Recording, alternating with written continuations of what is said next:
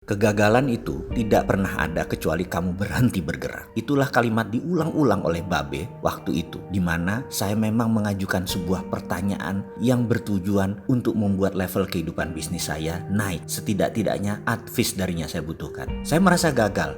Saya merasa lelah. Saya merasa apa yang saya jalankan dipandang mitra bisnis saya sebagai sesuatu yang salah yang bisa menyebabkan kerugian. Sementara saya merasa mereka tidak paham maksud saya. Namun begitu banyak yang mengatakan bahwa saya lah yang salah. Saya sekarang harus berkaca, melihat dalam diri sendiri. Dan saya setuju, mungkin saya ada salahnya. Saya terima salah. Sayangnya, saya tidak tahu harus melakukan apa lagi sehingga saya hampir menyerah. Saya kelelahan berjuang, saya memerlukan arah. Dan ini adalah kalimat dari seorang yang telah makan asam garam kehidupan kepada saya, dari seorang yang saya panggil Babe. Jika kamu berpikir akan menyerah atas segala usaha kamu yang kamu perbuat, ambil waktu sebentar untuk menengok ke belakang. Coba kamu lihat berapa jauh dan panjang perjalanan yang kamu telah lakukan. Dia berhenti sebentar karena meminta asbak untuk rokoknya yang sudah mulai memanjang ujungnya.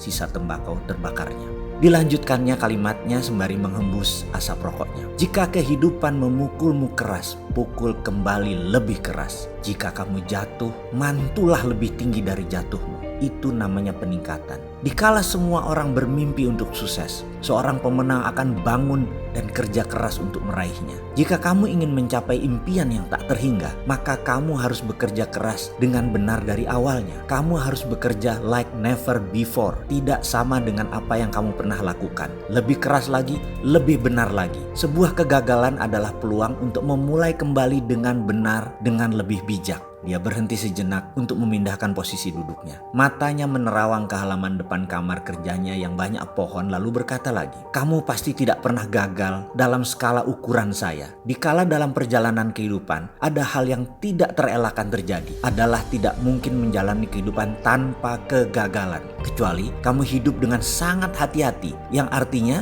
bisa saja kamu tidak hidup sama sekali. Yang dalam hal ini kamu sudah gagal dari awalnya." Benar deh, kamu tidak berusaha itu kamu gagal dari awalnya. Hidup pasti ada gagalnya. Bahkan hidup adalah tumpukan kegagalan. Jadi kenapa mesti takut? Kenapa takut gagal? Karena itulah salah satu arti hidup.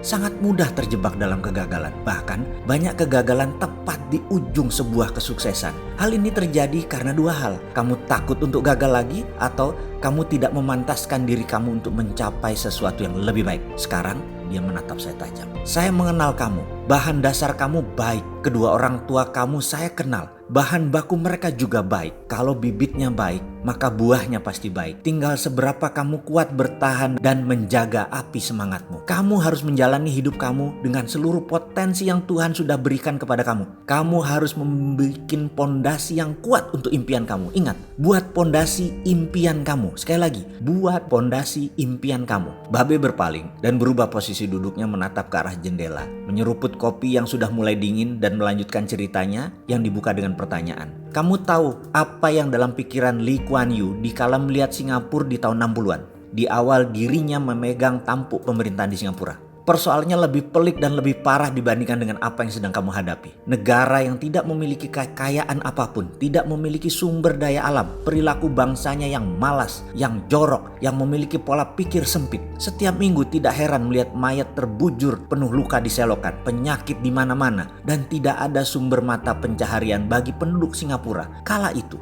tahu apa yang Lee Kuan Yew lakukan? Dia berpikir, masyarakat Singapura harus memiliki visi yang jelas, memiliki semangat yang sama memajukan bangsa. Lagu kebangsaan Singapura mencerminkan semangat tersebut. Majulah Singapura. Maka di awalnya tidak ada hal yang terbaik yang dilakukan kecuali memberi sesuatu di pikiran setiap penduduk Singapura di kala itu. Dia meletakkan pondasi yang namanya impian. Dia membuat banyak foto berukuran postcard atau kartu ucapan. Foto itu berisi gambar-gambar yang indah negara Eropa yang maju, sejahtera, indah. Gambar anak yang bermain ayunan tertawa bahagia, keluarga yang riang sedang tamasya, gambar rumah sakit yang bersih, gambar lingkungan yang tertata rapi, gambar anak sekolah dengan senyum ceria, bangunan megah dan indah, kota gemerlap penuh keceriaan, kota di Eropa. Lee Kuan Yew membawa gambar tersebut ke seluruh negeri, ke seluruh penduduk, ke seluruh pelosok. Dia perlihatkan gambaran tersebut kepada semua orang. Inilah Singapura nanti.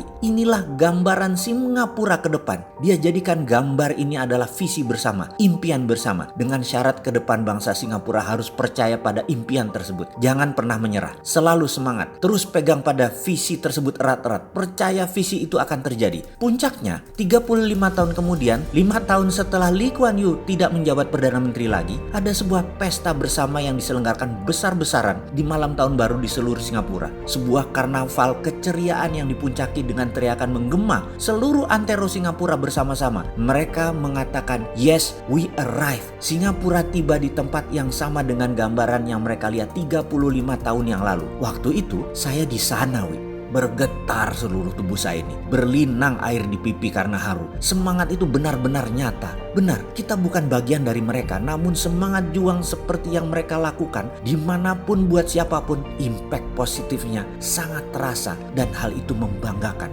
Ketika impian bersama itu digenggam mereka, siapa saja yang memiliki hati di tempat itu akan merasakan dahsyatnya artinya yes, we arrive. Selama sekian tahun mereka terus berpegang pada mimpi bersama tersebut. Dan kamu, kembali dia berkata kepada saya, punyakah kamu impian sebesar itu? Percayakah kamu pada impian kamu? Apakah orang sekeliling kamu memiliki impian bersama tersebut? Ingat impian bisa merubah fakta selama kamu percaya dan tidak menyerah.